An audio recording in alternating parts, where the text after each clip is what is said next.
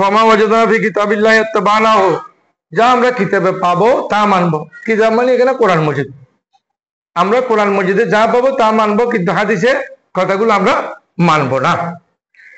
এখন এরপরে পরবর্তী হাদিস বিহি ক্বালা হাদাসানা আবু মারওয়ান মুহাম্মদ ইবনে উসমান আল উসমানী হাদাসানা ইব্রাহিম ইবনে সাঈদ ইবনে ইব্রাহিম আন আব্দুর রহমান ইবনে আওফ আন আবিহি আন আবিল কাসিম ইবনে মুহাম্মদ আন আয়েশা রাদিয়াল্লাহু তাআলা আনহা রাসূলুল্লাহ সাল্লাল্লাহু আলাইহি ওয়াসাল্লাম قال মান হাদাসা ফি আমরিনা হাযা, যে ব্যক্তি আমাদের এই ধর্মে, আমাদের এই দ্বীন ইসলামের মধ্যে নতুন কিছু যোগ করবে, নতুন কিছু সংশোধন করবে, যা কোরআন মজিদে নেই, যা হাদিস শরীফে নেই, এমন কোন জিনিস যদি কেউ সংশোধন করে, এমন কোন জিনিস যদি কেউ ছাপিয়ে দিতে চায়, ফাহুয়া মা লাইসা মিনহু, যা কোরআন শরীফে নেই, হাদিস শরীফে নেই, ফাহুয়া রাদ্দুন, এটা প্রত্যাখ্যান যোগ্য, এটা আমরা মানতে পারি না।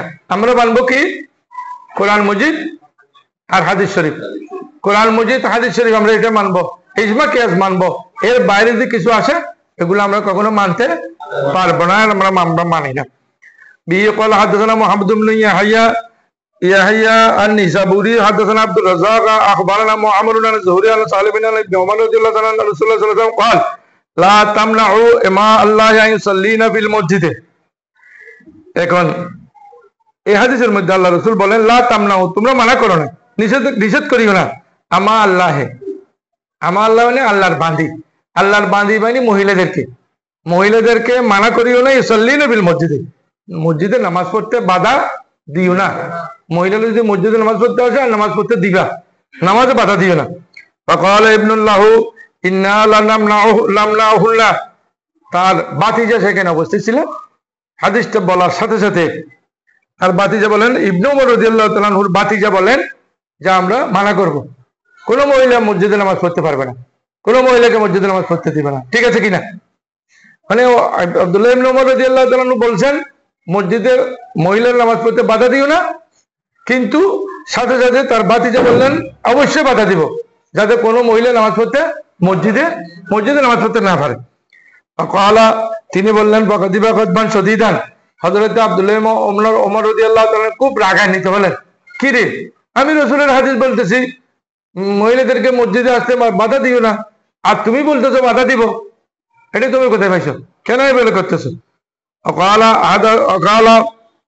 রাসূলুল্লাহ সাল্লাল্লাহু আলাইহি ওয়াসাল্লাম তাকুলু ইন্না লামনাহুল্লাহ, ক্বালা উহাদ্দিসুকা আন রাসূলিল্লাহ, আমি তোমাকে রাসূলের হাদিস শোনাচ্ছি, মহিলাদেরকে বাধা দিও না, কিন্তু তুমি করতেছো কি, যে মসজিদে এদেরকে বাধা দিচ্ছ, তুমি বলতেছো আমি বাধা দিব, তাহলে হাদিসের বিপরীত হয়ে গেল না? কথা বলো, বিপরীত হয়ে গেল না? তাহলে হাদিসের বিপরীত তো করা যায় না। ফাকাল ইবনুল্লাহু, আবারও বলতেছেন, তার বাতিজা বলতেছেন লানামনাহুন্না, আমরা বাধা দিব, ইন্না লানামনাহুন্না, আমরা কিন্তু মহিলাদেরকে নামাজ পড়তে দিব না। এই মাসালাটার বর্তমান নিরসন কি, এটা নিয়ে আমাদের দেশে অনেক জল্পনা কল্পনা আছে, মহিলারা মসজিদে নামাজ পড়তে পারবে কিনা। এই প্রসঙ্গে অনেক কথা আছে, বন্ধুরা এখানে একটি বর্ণনা করে যে হাদিসে আছে মসজিদে এসে মহিলারা নামাজ পড়বে, আর কিয়াস করে অনেকে মসজিদে আসতে বাধা দিচ্ছে, নয়। এখন নবীজি এটা নামাজ পড়তে বলছেন কেন মহিলাদেরকে, এটা বলার কারণ হলো একটি, সেটা হলো যখন ইসলামের নতুন যুগ শুরু হয়েছে, ইসলাম যখন আসছে, তখন পুরুষরা যেমন মাসালা মাসালি জানতে হবে, রাসূলের পাকের জবান থেকে শুনতে হবে, তখন মহিলারাও এভাবে মাসালা মাসালি শিখতে হবে, না শিখলে মহিলারা জানবে কেমনে। এই জন্য রাসূল করিম বলছেন ওনাদেরকে বাধা দিও না, কোথায়? ওনাদেরকে মসজিদে আসতে বাধা দিও না, তাই রাসূলের যুগের জন্য মসজিদে আসতে বলেছেন। এরপরে পরবর্তীতে ওনাদেরকে বাধা দিচ্ছে কেন, বাধা দেওয়ার কারণ কি, কি হলো ওদেরকে বাধা দেওয়ার কারণ, এটা কোথেকে আসলো? এটা আসলো যে এটা আসার কারণ হলো রাসূল করিম সাল্লাল্লাহু আলাইহি ওয়াসাল্লামের পরে হযরত ওমর ফারুক রাদিয়াল্লাহু তাআলার জামানায় সম্পূর্ণ নিষেধ করে দিয়েছে, না মহিলারা নামাজ পড়তে মসজিদে পারবে না। কারণ কি, রাসূল করিমের জামানায় তো ফিতনা ফাসাদ কম ছিল, তখন ফিতনা ফাসাদ কম ছিল, এখন তো ফিতনা ফাসাদ বেশি, ঠিক কিনা? মা বোনদের কোনো নিরাপত্তা নেই, মা বোনদেরকে মার্কেট থেকে নিয়ে যাচ্ছে, রোড ঘাট থেকে নিয়ে যাচ্ছে, যেখানে এখানে ইফতেজিং করে, যেখানে এখানে কষ্ট দেয়। মসজিদ থেকেও নিয়ে যেতে পারে, মসজিদেও কষ্ট দিতে পারে। এই জন্য ওনাদেরকে হযরত ওমর ফারুক রাদিয়াল্লাহু তাআলা বলছেন যে ওনারা আর মসজিদে আসতে পারবে না। হ্যাঁ, এই ব্যাপারে একটা হাদিসও আছে। হযরত মায়েশা সিদ্দিকা রাদিয়াল্লাহু তাআলা বলেছেন যে লাউ আদরাকা রাসূলুল্লাহ সাল্লাল্লাহু আলাইহি ওয়াসাল্লাম মা হাদাসান নিসাও, এখন বর্তমানে বা মাউদিসান নিসা, মেয়েদের নিয়ে কি অবস্থা চলে দেশের মধ্যে মেয়েদের নিয়ে কি অবস্থা চলে, এটা যদি এখন রসুলের যুগ তো রসুল নিজেই বাধা দিতেন, এই মেয়ে তোমরা আর মসজিদে আসিও না, এভাবে বলতেন। তো হযরতে মায়েশা সিদ্দিকা বলতেন যে বর্তমান কি অবস্থা চলে, মেয়েদের উপর কি নির্যাতন চলে, মেয়েদের প্রতি যে ইফতেজিং চলে, এইটা যদি এখন জানা যেত, রসুল করিম সাল্লাল্লাহু আলাইহি ওয়াসাল্লাম যদি এই যুগটা পেতেন লামানা হুল্লাল মসজিদা, তাদেরকে মসজিদে আসতে বাধা দিতেন। রসুল নিজেও সুবহানাল্লাহ বলি। এই ফিতনার ফাসাদ থেকে বাঁচার জন্য হযরত ওমর ফারুক রাদিয়াল্লাহু তাআলা আনহু বলেছেন কামা মুনিয়াত নিসাউ বনি ইসরাইল, যেমন বনি ইসরাইলের মানুষ, বনি ইসরাইলের লোকেরা যেমন বাধা দিত যে মহিলারা আসতে পারবে না, তেমনি আমাদের মা বোনেরা মসজিদে যেতে পারবে না, এটা বাধা দিত। হ্যাঁ, পরবর্তী ফকিগণ, ফিকহ শাস্ত্রবিদগণ একটি সুন্দর কাজ করেছেন, একটি সুন্দর এই কথা বলেছেন, সেটা হলো মহিলাদের মধ্যে যারা বৃদ্ধা আছে তারা মসজিদে যেতে পারবে রাত্রে, আবার কেউ বলছেন যেতে পারবে দিনে, বিশেষ করে এটা মালিকি মাযহাবের মধ্যে আছে। আবার কেউ বলছেন রাতে যেতে পারবে, কেউ বলছেন দিনে যেতে পারবে। এখন পরিশেষে এই যুবতী মহিলা যারা, তারা মসজিদে যেতে পারবে কিনা এটা নিয়ে অনেক কথা আছে, এটা নিয়ে অনেক ফুকায়ে কেরাম, ইসলামিক স্কলারগণ অনেক শর্ত দিয়েছেন। শর্তেরগুলোর মধ্যে হলো, 1 নম্বর শর্ত হলো তারা কখনো সুগন্ধি ব্যবহার করতে পারবে না মসজিদে। কিন্তু আমাদের মেয়েরা, মা বোনেরা, আমাদেরকে যারা যুবতী মহিলা ঘর থেকে বের হয়, তারা যাওয়ার আগে 1 ম্যান শু ব্যবহার করে যায় কিনা? 1 ম্যান শু ব্যবহার করে না? ওরা 1 ম্যান শু ব্যবহার করে যায়। 2 নম্বর, ওরা সাজসজ্জা করতে পারবে না, একেবারে কাপড় চোপড় খুব সাজসজ্জা করে ওরা যেতে পারবে না। 3 নম্বর, ফায়ে নুপুর পড়তে পারবে না, যে নুপুরের কারণে, ফায়ে নুপুর পড়লে যে নুপুরের কারণে আওয়াজ হয়, এই ধরনের কোন নুপুর ওরা পড়তে পারবে না। এরপরে আছে 4 নম্বর, জাঁকজমকপূর্ণ কোনো পোশাক পরতে পারবে না, জাঁকজমকপূর্ণ পোশাক পরা নিষেধ। এরপর আসো একেবারে পুরুষদের সাথে মিলেমিশে ওরা মসজিদে যেতে পারবে না। এরপরে ফিতনা ফাসাদের আশঙ্কা থাকলে যেতে পারবে না। এরপর দেখা যায় দিনের বেলায় যেতে পারবে বলছেন অনেকে, কিন্তু একেবারে উলামায়ে মুতাআখিরিন যারা শেষের, একেবারে শেষের,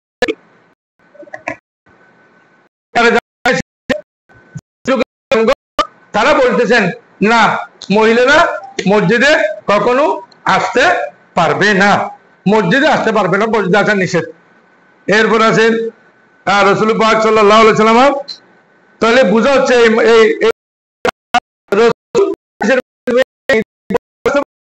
আবার পরবর্তী মায়েশা সিদ্দিকা আসতে নিষেধ করেছেন, এবং আগের যুগের ফিকহ শাস্ত্রের ভিতরে যাওয়ার জন্য বলছেন, পরবর্তীরা যেতে নিষেধ করেছেন, কারণ ওরা গেলে ফিতনা ফাসাদ হবে, মানুষ সঠিকভাবে নামাজ পড়তে পারবে না। হ্যাঁ, একজন নামাজের নিয়ত বেঁধেছে, তার মেয়ে আর জন্য নিয়ে যাবে, একজন নামাজের নিয়ত বেঁধেছে, তার বউ আর জন্য নিয়ে যাবে, এভাবে হবে না ঘটনা। তাই এই জন্য নিষেধ করা হয়েছে, এটা করে যাবে।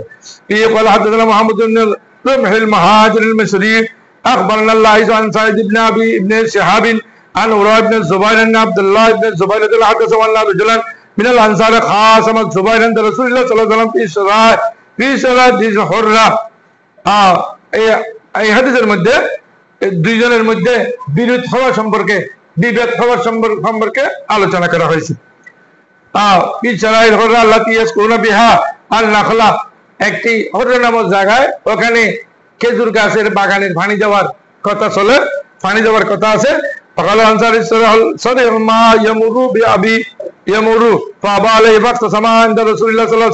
তাহলে পানি দিতে পারবে কিনা, পানি দিবে কিনা, এগুলো নিয়ে আলোচনা হচ্ছে দুইজনের মধ্যে। পরিশেষে দেখা যায় দুইজনেই ঝগড়া করতেছেন রাসূল পাকের সামনে। মানে একজনে নিজের বাগানে পানি দেওয়া শেষ করলে রসুল বলতেন তুমি একে পানি ছেড়ে দাও যাতে দিতে পারে, এ বলতেছেন আমি দিব না। বিভিন্ন ধরনের কথা ঝগড়া বিরোধ করতেছে।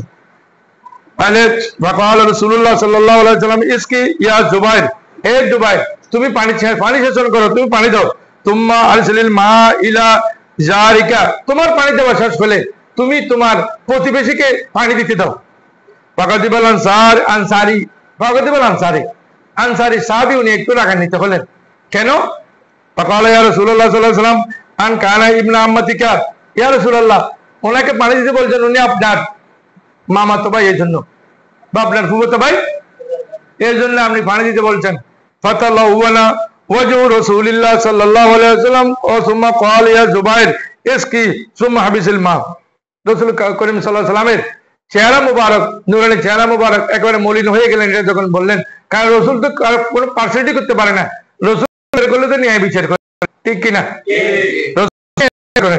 তো আপনি মামাতো ভাইয়ের দিকে বা ফুফাতো ভাই আপনি বিচার করছেন, এইটাই যখন বলছেন রাসূল রাগান্বিত হয়ে গেলেন, চেহারা একটু মলিন হয়ে গেলেন, বিবর্ণ হয়ে গেলেন। তুম্মা হাবিসিল মা, এ জুবাইর তুমি পানি দাও তোমার ক্ষেতে, এবং এরপরে তুমি পানি বেঁধে রাখো, পানি তোমার পার্শ্ববর্তীকে দিও না, যেহেতু উনি আমার মামাতো ভাই, তুমি একে আর পানি দেওয়ার দরকার নেই, পানি দিও না। হাত্তা ইয়ারজি ইলাল জদরে, তোমার পানি বেশি হতে হতে একেবারে ছাদ পর্যন্ত চলে যাক, জাবাল পর্যন্ত চলে যাক, কোনো সমস্যা নেই, তুমি পানি বেঁধে রাখো। রাসূল করিম রাগ করে বলছেন এটা। ফাকালা জুবাইর ওয়াল্লাহি ইন্নী লা আসিবু হাযিহিল আয়া নাযালাত ফি যালিকা। হযরত জুবাইর বললেন আমি ধারণা করতেছি এরপর আল্লাহ একটা আয়াত নাযিল করছেন, সে আয়াতটা কি? আলা ওয়া রাব্বিকা লা ইউমিনুনা হাত্তা ইউহাক্কিমুকা ফীমা শাজারা বাইনাহুম সুম্মা লা ইয়াজিদু ফি আনফুসিহিম হারাজান মিম্মা কাযাইতা ওয়া ইউসাল্লিমু তাসলিমা। আল্লাহ আয়াত নাযিল করলেন যে আল্লাহ এখানে লামিটা হলো ফালা, লামিটা হলো অতিরিক্ত, এটা ধরা যাবে না। ওয়ারাব্বিকা আল্লাহর কসম করে বলছি, আল্লাহ বলতেছেন ওয়ারাব্বিকা আপনার আপনার আপনার রবের কসম করে বলছি, লা ইউমিনুনা তারা ইমানদার হবে না, হাত্তা ইউহাক্কিমুকা ফীমা শাজারা বাইনাহুম যতক্ষণ পর্যন্ত তারা তাদের মধ্যে যে বিবাদ হয়েছে ওই বিবাদের ব্যাপারে আপনাকে বিচারক মানবে না, আপনার কথা শিরোধার্য করে নিবে না, ততক্ষণ পর্যন্ত ওরা ইমানদার হতে পারবে না। এবং তাদের অন্তরে কোনো কপটতাই রাখতে পারবে না।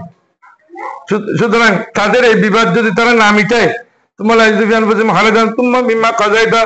যা আপনি বিচার করে দিবেন অন্তরের মধ্যে কোন ধরনের সংশয়বিহীন মেনে নিতে হবে, নির্দ্বিধায় মেনে নিতে হবে।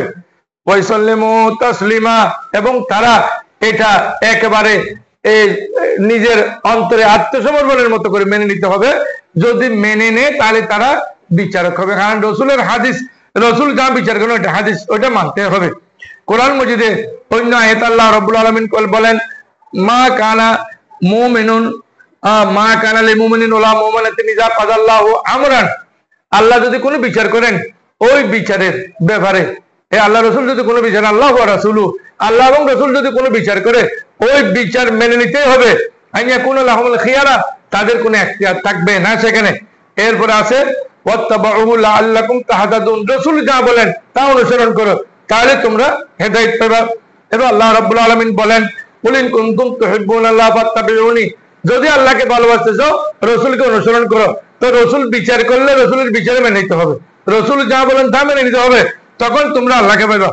আল্লাহ আয়াতে বলেন মা তাকুমুর রাসূলু ফাখুযুহু ওয়া মা নাহাইতুকুম আনহু ফান্তাহু, আল্লাহ যা বলেন, আল্লাহ যা দিয়েছেন তোমাদেরকে তা গ্রহণ করো, রাসূল যা দিয়েছেন তা গ্রহণ করো। আল্লাহ যা নিষেধ করেন তা মেনে চলো, আল্লাহ রাসূল যা নিষেধ করে ওটা মেনে চলো। আতিউল্লাহ ওয়া আতিউর রাসূল, আল্লাহর অনুসরণ করো, রাসূলের অনুসরণ করো। এই হাদিসে কোরআন মাজিদে এটাও বলা হয়েছে। এর বয়ান তুতিউ তাহতাদু, আল্লাহ বলেছেন যদি রাসূলের তোমরা অনুসরণ করো তোমরা হেদায়েতের পথ পেয়ে যাবে। সুতরাং তোমাদের জন্য কোনো সমস্যা নেই, কারণ হলো ওমা ইয়ানতাকু আনিল হাওয়া ইন হুয়া ইল্লা ওয়াহয়ুন, রাসূল নিজের পক্ষ থেকে কোনো কথা বলতেন না, একমাত্র আল্লাহর পক্ষ থেকে পেলে ওটাই বলতেন। সুতরাং রসুলের বিচার মেনে নিতে হবে, রসুলের বিচার মেনে না নিয়ে কোনো উপায় নাই।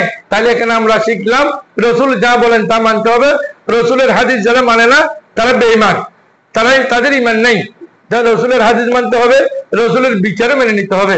আল্লাহ রাব্বুল আলামিন আমাদেরকে ইনশাআল্লাহ সপ্তম ক্লাসে উপস্থিত থেকে রসুলের হাদিস তেলাওয়াত করে শোনার জন্য আল্লাহ আমাদেরকে তৌফিক দান করুক, আমিন।